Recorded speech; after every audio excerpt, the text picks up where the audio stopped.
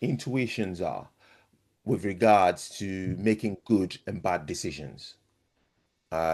So, I just use that as an example to say, no, eating bad food is not a bad thing.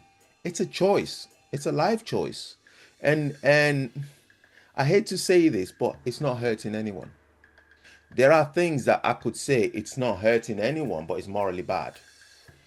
Um, Yeah. so so I wouldn't use that. I wouldn't use that term generally. I would use it in a selective way. It's not hurting anyone in a selective way. So yeah, but eating whatever people like, I know about three people that are close friends of mine, and they they love their unhealthy foods. I wouldn't call it junk because it's not junk, is it? It's food. They like their unhealthy food. That's their choice. But they're really nice people. Really, really nice people. You couldn't meet better people than these people. But I wouldn't condemn them because of what they do. One of them's had a stroke twice. The other one has a heart monitor or something, some machine in his heart that helps his heart beat. But he's a really nice guy.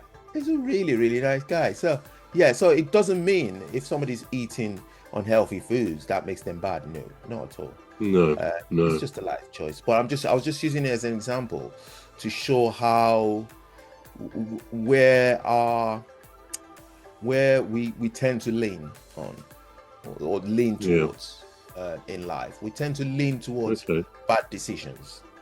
Um, Yeah. yeah, Yeah. Okay.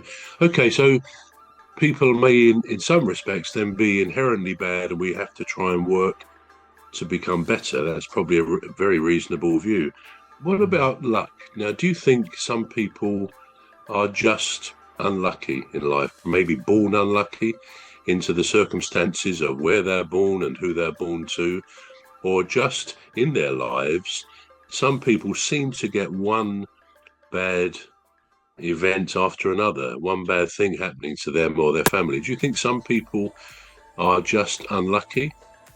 Well, it depends on how we define luck, don't it? If we're talking about luck as compared to the throw of a dice, and seeing what number comes up, then that's purely luck, isn't it? Because you throw the dice and hope for the best. You hope for a six. You might get a one, you might get four, you might actually get six. So if you define luck that way, then yeah. But I think that there's a word that you use there, circumstances, and that's what it all boils down to. Um, if I have to if I have to go to, say for instance, my local high street today to go and get bread, and there happens to be a car that's failed brake or whatever, and I happen to be there, I lose my life. Now it doesn't mean that my brother, my mother, and my fiance to be is unlucky.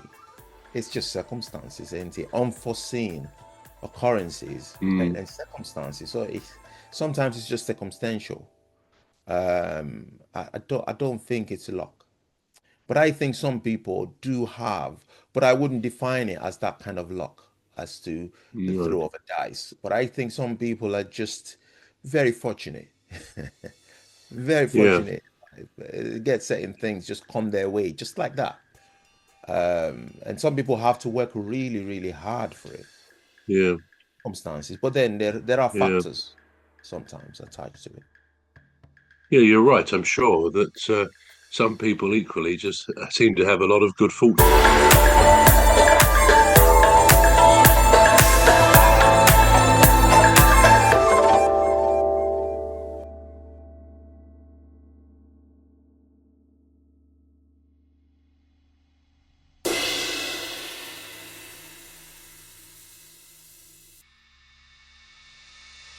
To have a lot of good fortune in their life. Yeah.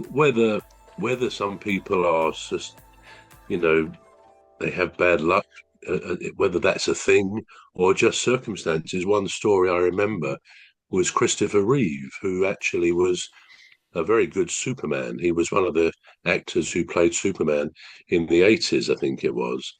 And he also loved horse riding, and he flew his own private plane. And yeah, he was an all round good guy apparently, and a good actor too.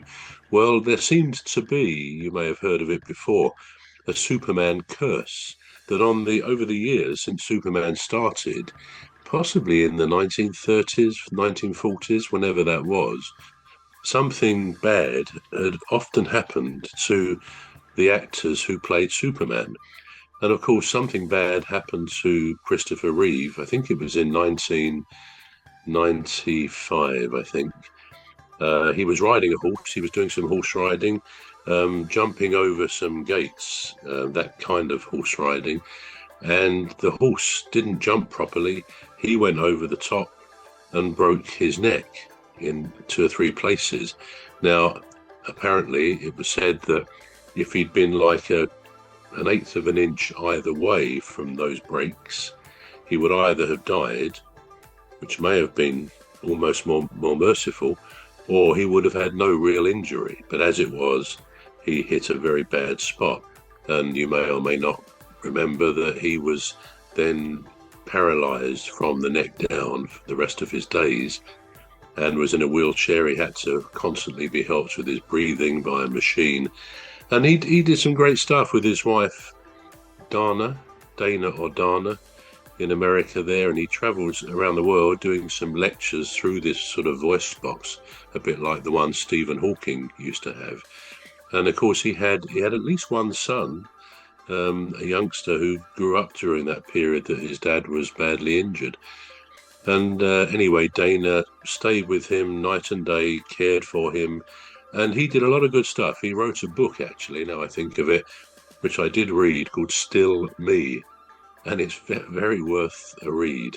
Christopher Reeve, Still Me, what's saying basically, despite this appalling accident, it was still him.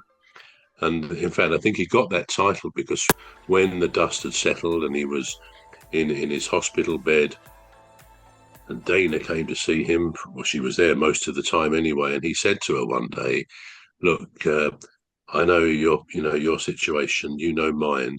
I'm perfectly happy if you want to go and make another life with somebody else," which obviously was a very selfless thing to say.